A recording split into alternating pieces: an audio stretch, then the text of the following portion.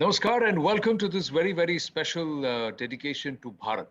Bharat, 74 years, entering its 75th year, and joining us is one person who understands the essence of how rich we are civilizationally, culturally, and he tries to bring it across in his music. अपने संगीत से भारत के सुर दुनिया भर में बिखेरते हैं. मैं उनका बहुत बहुत बड़ा फैन भी हूँ. पद्मश्री कैलाश खेर जी, नमस्ते, बहुत बहुत धन्यवाद. आजादी के 74 साल नमस्कार। आपको बहुत बहुत पुनः मुबारक. 74वें साल में हम प्रवेश करने जा रहे हैं. आप कैसे देखते हैं जी, इन 74 सालों को और भारत को? जी मैं ऐसे देखता हूँ कि भारत बहुत बदल रहा है, भारत के लोग बहुत बदल रहे हैं, भारत की जिज्ञासाएँ बहुत बदल रही हैं, महत्वाकांक्षाएँ बदल रही हैं, भारत के स्वप्न बदल गए। पहले हम बहुत छोटी-छोटी खुशियों में ही सोचते थे कि यही सीमित है, लेकिन अब असीमित चीज़ें हो रही हैं। अब भारत पैरेलली जो पूरे डेवलप्ड कंट्रीज़ थे, उनके पैरेलली अगर चाँद पे जाने की भी बात हो और इस तरह की टेक्नोलॉजी की भी बातें हों, तो भारत कहीं भी अब पीछे नहीं है। हम डिफेंस में भी एट पार हैं। बहुत बड़े-बड़े जो जिनको कहा जाता था कि हाँ, ये कुछ गणमान्य देश हैं, अब भारत उनके समकक्ष होता नज़र आ रहा है। तो हम व्यापारों में भी, इकोनॉमिक ग्रोथ में भी भारत बहुत बड़ा है। पिछले कुछ वर्ष में तो और भी अच्छा बदलाव है। और हालांकि जो भारत की ग्रोथ पुराने कुछ 50-60 वर्षों में थोड़ी स्लो रही, क्योंकि वो जिस तरह से भारत को बदल देना चाहिए था वैसी हमें शायद चीज़ नहीं हो पाई, लेकिन देर आए दुरुस्त आए। आज हम्म. का जो भारत है उससे हम परिकल्पना कर सकते हैं कि कुछ वर्षों में, यानी 10 से 20 वर्षों में भारत समकक्ष खड़ा होगा विश्व की जितनी भी गणमान्य शक्तिशाली शक्तियां हैं, तो उनके समकक्ष खड़ा होगा हमारा भारत। तो ऐसा मुझे उत्तराखंड के लगता है।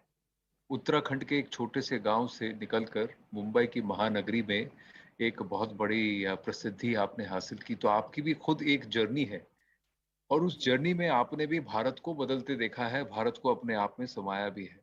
तो कैसे बदला है पिछले कुछ दशकों में? मैं भारत की जो सेंसिटिविटीज हैं, सेंसिबिलिटीज हैं, भारत का जो आध्यात्मिक जो तासीर है, जो इसका स्वभाव है, वो ही हमारी सबसे बड़ी स्ट्रेंथ है। इस पृथ्वी पर मैंने एक बात देखा कि आनंद, इतना हमने ट्रैवल कर लिया, पृथ्वी के कई बार चक्कर काट लिए पूरी दुनिया के, तो क्या आकर्षित हम लोगों में वो देखते हैं होने को। मैंने ये देखा कि कितने भी धनवान हो जाएं दुनिया वाले, कितने भी बड़े बड़े इंफ्रास्ट्रक्चर वाले हो जाएं, लेकिन उनको भारत की ओर इसलिए आकर्षण होता है कि भारत एक आध्यात्मिक धरती है।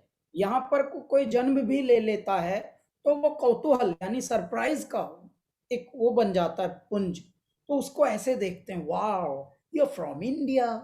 सो ये जो नजरिया जो है, ये नजरिया इसलिए है कि भारत का जो दिव्यता है, यहाँ की पावनता है, यहाँ की जो सिविलाइजेशन हमारी है, और सदियों पुरानी सभ्यता में भी इतनी पौराणिकता और इतनी शाश्वतता, इतनी सत्यता है कि बड़े बड़े धनवान भी, बड़े बड़े जो जिन्होंने नाम कमाए हैं, वो भी यदि अपनी पीस ऑफ माइंड की तलाश के लिए आते हैं तो इधर हिमालय की कंदराओं में आते हैं, हमारे गांवों के आश्रमों में आते हैं।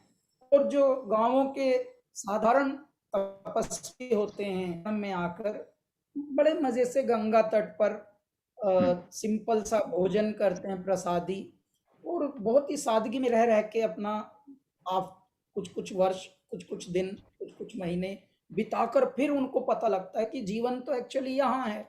हम लोग सोच रहे हैं टेक्नोलॉजी और इसी सब से बस हो जाएगा हम्म. निस्तारा, लेकिन निस्तारा तो होगा अच्छे मन से।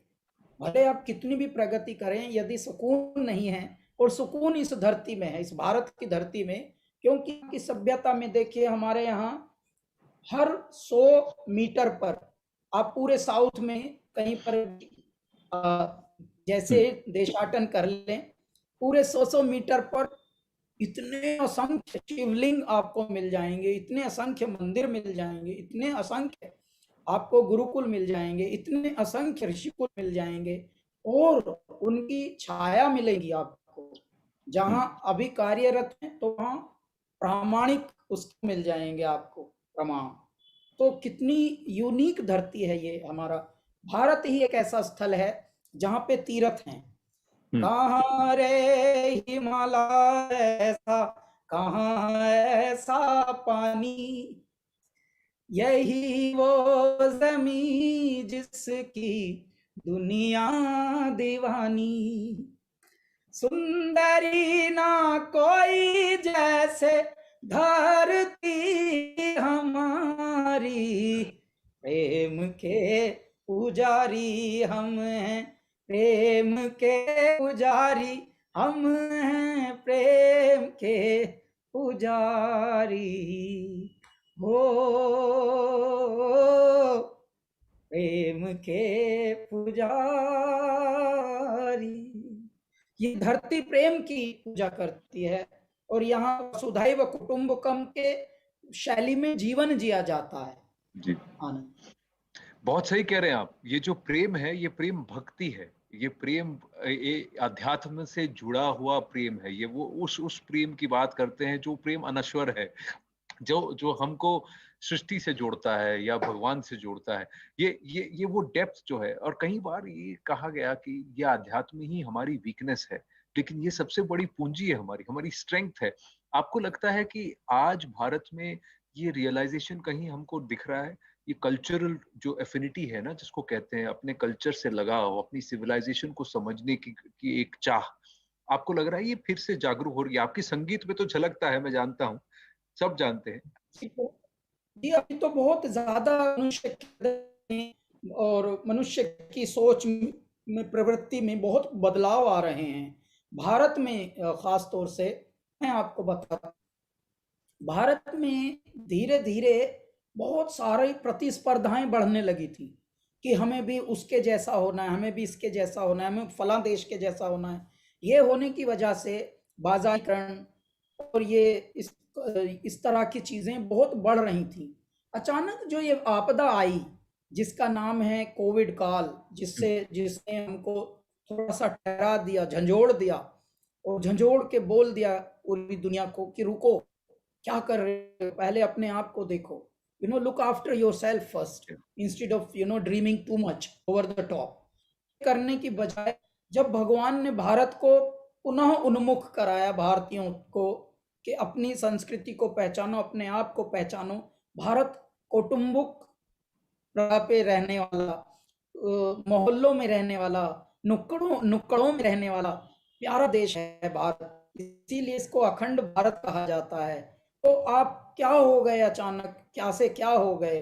तो जैसे ही ये काल आया तो पूरा भारत देखिए, बहुत सारे इंफ्रास्ट्रक्चर्स की वो बहुत सारी चुनौतियां थीं, लेकिन पूरा भारत इकट्ठा होकर आनंद ऐसा भागा कि गरीब ने अमीरों को बचाया, अमीर ने गरीबों को बचाया, कोई किसी भी तरह का भेद नहीं। और पूरी एक कम्युनिटी को बोलते हैं सामुदायिक, जिसको एक एफर्ट बोलते हैं, सब जन आंदोलन बनकर सब लोगों ने एक दूसरे की सहायता की। यही भारत की आध्यात्मिक स्ट्रेंथ है। जब जब कोई भी प्राकृतिक आपदा भारत में आई है, मनुष्य एक दूसरे के काम आए हैं, पंथ भी भूल गए, वर्ण भी भूल गए, छोटापन भी भूल गए, बड़प्पन भी भूल गए, और एक साथ मनुष्यों के काम आने वाली जो संतति है, ये हमारी सभ्यता का परिचायक है। और यही हमारा अध्यात्म सिखाता है कि हम प्रकृति से जन्मे हैं, प्रकृति ने हमें जन्माया है, तो क्यों ना हम प्रकृति का भी अब ख्याल रखें। तो एटलीस्ट थोड़ा सा ये रियलाइज जो है अब बहुत बढ़ा है देश में, लोगों में बहुत अवेयरनेस आई है, बहुत दानी आए हैं, कुछ संस्थाएं आए हैं, और एक दूसरे का मदद करने के लिए आगे बढ़ रहे हैं वो।